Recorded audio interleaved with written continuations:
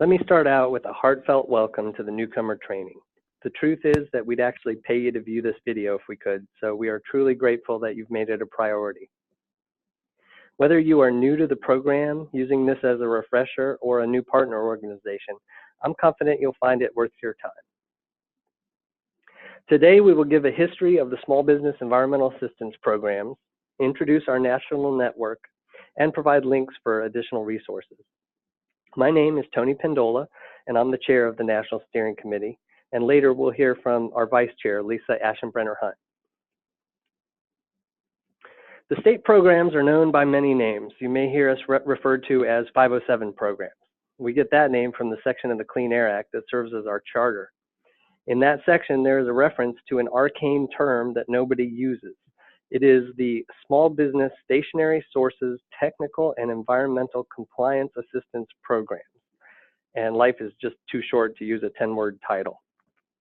Most commonly, we're referred to as SBEAPs, which we shorten even more to SBEAPs, not SBEAPs. Nobody says that. We used to be called SBEAPs, but so many people thought that we might be able to give out money that we decided to add the E to clarify that we provide environmental assistance. Section 507 of the Clean Air Act Amendments of 1990 required that each state establish a program to help small businesses. Congress recognized that without help, the mom and pops would struggle to comply. Each SBEAP program, the superset, must consist of 3 components. An SBEAP, the subset, which is a technical assistance part, a small business ombudsman, which is a Nordic term that basically means advocate, and a compliance advisory panel, which is essentially a board of directors. The Clean Air Act also required an EPA asbestos and small business ombudsman to monitor and report on the overall effectiveness of the program. The definition of a small business is really important, but as you can see here, it's also pretty complicated. The bright line for most states seems to be 100 employees. Truth is, it would be sad to have to spend twice as much time calculating emissions as it would to actually helping the small business with their problem. As the last 2 bullets show, there are a lot of small businesses, and they provide almost half the workforce. So if you're an SBEAP, take pride in the fact that you help keep this engine moving. Now, I have 4 kids, and they're all quite different. Section 507 applies to 50-plus states and territories that are very different also. One way we see this play out is in who they offer assistance to.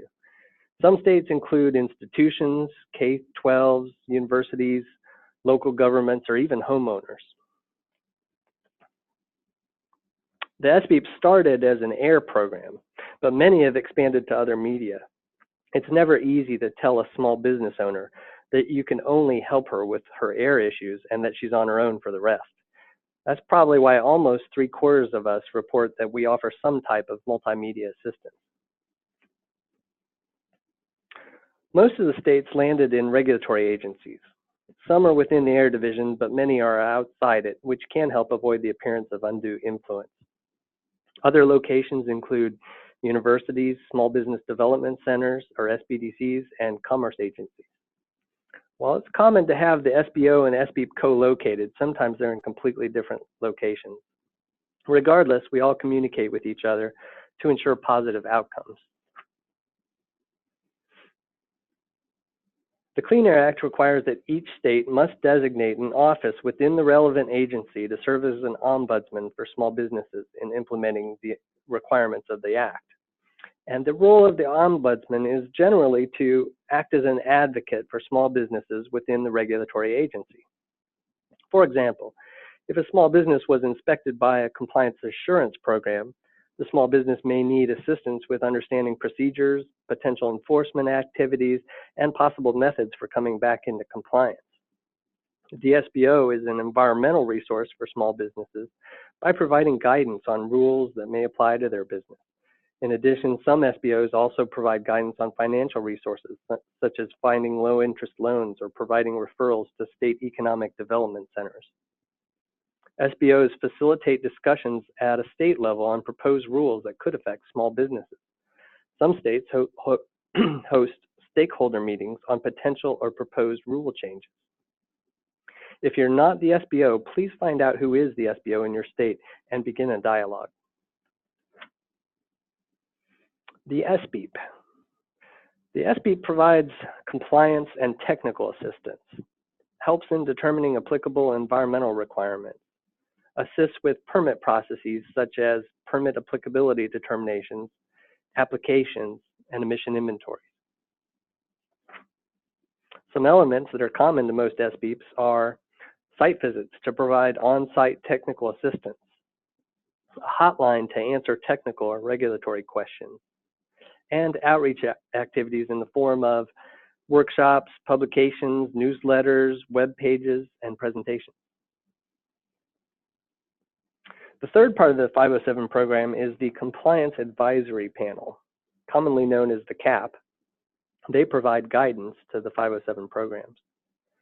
The CAP can report to the state administrator, and they can also provide data for the annual survey on 507 programs. The panel members review outreach materials to ensure that small businesses can understand them. The CAP has no direct state oversight. All the activities are carried out by the SBO or the SBEAP staff. While the CAP is a Clean Air Act requirement, less than 20% of states currently have active CAPs. There are a variety of reasons for this, including lack of volunteers, no support from the regulatory agency, lack of resources, whether it be time or funding. But one big reason is the difficulty of securing appointments. There are 7 members on the CAP. 2 are from the general public, selected by the governor, not small business owners or trade associations. Basically, they represent the non-business aspect. 4 are from small businesses or trade associations. And you should use this strategically. If you're planning an outreach effort, say to printers, maybe you find a printer or printer trade association to be on the panel. 1 member is from the state regulatory agency. Some states ask that the governor or legislature nominate a person for the CAP. Some states will offer potential nominations to the governor or legislature as a suggestion. Whatever works for your state is fine. Most programs have between 2 and 3 full-time equivalent employees, like Wisconsin, Indiana, Kansas. Some states have 5 or more on staff, like Ohio, California, and Minnesota. But some states like mine, where I serve as both the ombudsman and the assistance program, have only 1 person. The number of small businesses and the amount of funding often play the key factors in determining staffing requirements. So now let's look at budgets. Fortunately, since the SBEAPs are mandated under Title V air permitting, they can use those annual emission fees for support. While federal funds are not given directly to state programs, they are used to support some NSC activities, like our biannual meetings and the website. Some states have other sources of funding, like EPA grants or state appropriations for multimedia systems. In 2015, budgets ranged from $27,000 to almost $2 million, representing a quarter of a full-time equivalent to 30 FTEs. Lisa?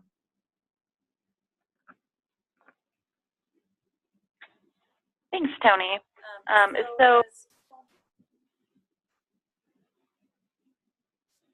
So as Tony mentioned, every state program is different.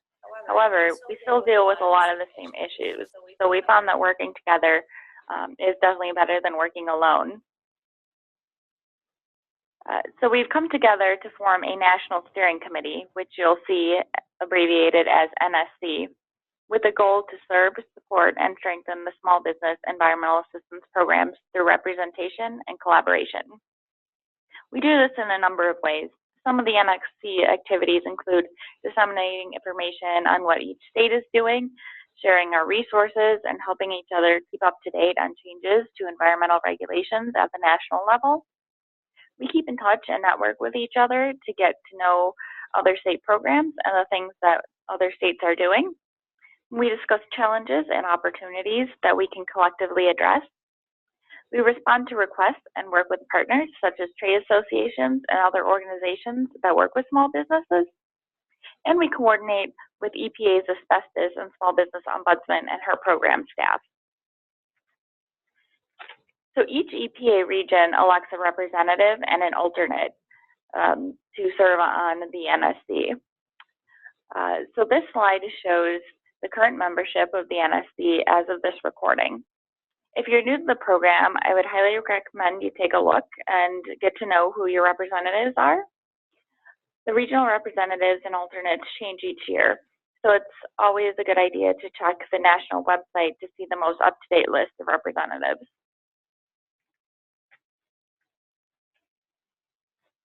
The NSC members attend monthly NSC calls, and then hopefully they have their own calls in their region with the rest of their states to pass on what was discussed.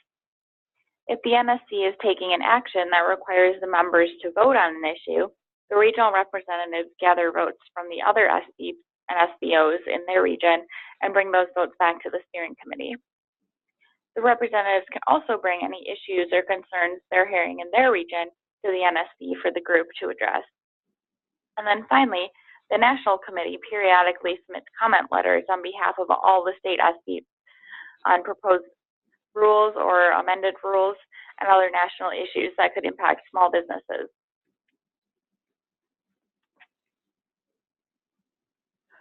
So the Asbestos and Small Business Ombudsman, or ASBO as it's commonly abbreviated, serves as both the Asbestos Ombudsman and the Small Business Ombudsman at EPA.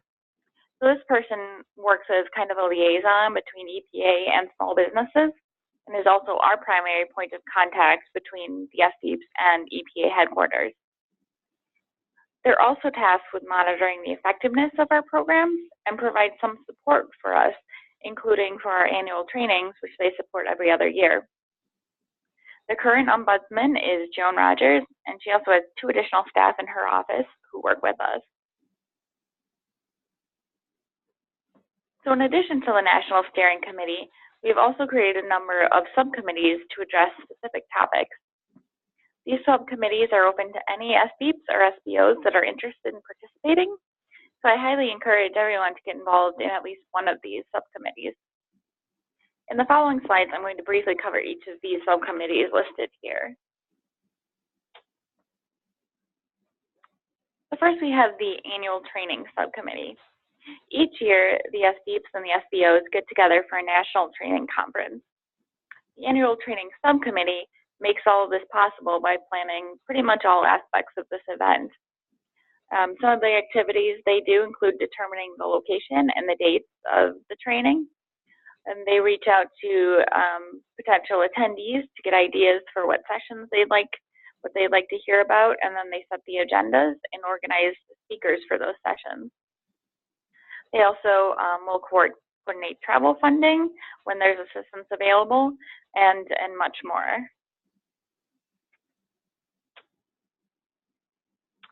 Next, we have the Education Subcommittee. This is one of our newer subcommittees, and it really is an internally focusing subcommittee that works on internal information sharing and helps train really all SBEAP staff, but especially focuses on helping new staff learn about the program. Some of the past trainings have been recorded and are posted on the National SBEAP website, so you might want to take a look and see if any of those trainings would be of interest to you.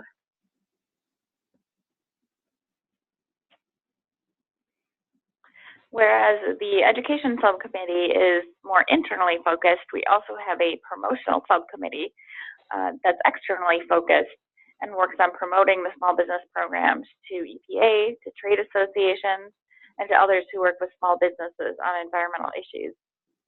This slide shows some of the activities that they've been working on, such as hosting a YouTube account, reaching out to regional advocates within the Federal Small Business Administration, and providing content for newsletters, and a whole lot more. And kind of a subset of the Promotional Subcommittee is the Awards Subcommittee. Every year at our national training, the group recognizes our peers and partners who've really excelled in several areas with awards that we present during the annual conference. There are currently 4 awards that are presented each year. We have the Small Business Stewardship Award that goes to a small business that has worked with their state program to achieve environmental goals. We have a Trade Association Environmental Leadership Award, which is for a trade association that's worked with our programs. We have a Small Business Environmental Assistance Program Award, which recognizes the state SBEAP. And then the Karen B. Brown Environmental Leadership Award recognizes one individual in the small business programs or an ombudsman who has excelled in the environmental assistance that they provide. These awards help us to create visibility for our programs and highlight all of the great work that our programs and our partners do. We also have a technical subcommittee, which discusses and provides training on technical and compliance issues covering all types of environmental topics. The members share their own technical expertise with each other and also bring in knowledgeable speakers like EPA rule writers or industry representatives to discuss specific topics. The subcommittee also looks at proposed rules and proposed changes to rules and evaluates them from a small business perspective. And then oftentimes they'll submit letters on those rule changes to EPA commenting on the proposals. For instance, recent comment letters have been submitted on the hazardous waste generator rule changes and the hazardous waste pharmaceutical rule. The group also recently submitted 19 pages of comments and recommendations in response to an EPA regulatory review initiative. Other recent topics of discussion have included things like tips for reading the Federal Register and how to maximize spray gun efficiency and reduce emissions. You can check out the website to see past comment letters, read meeting minutes, and learn more about this subcommittee. And then finally, we have a webpage subcommittee. The Kansas SBEAP has received an EPA grant to develop a website that could be a resource for the SBEAPs and the SBOs across the country, in addition to our partners and the small business community. On the website, our programs share resources such as publications and videos that they've developed, upcoming events, compliance tools, and other resources for everybody to use. The site also facilitates communication among our programs and as well as externally, and provides information on national topics like the annual training, the NSC, and the activities of the subcommittees. This subcommittee meets periodically to discuss the site's organization and the content. So this website is a great way to learn about the national group and how to get involved. So if you're new to the program, be sure to check it out.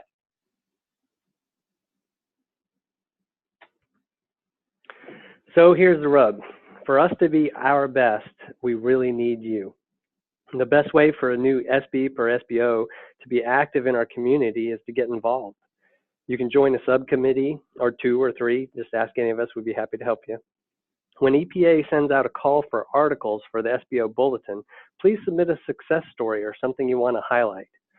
The newsletter is sent to state programs, EPA, and other federal offices and programs and trade associations. So it's a great way to promote your state program.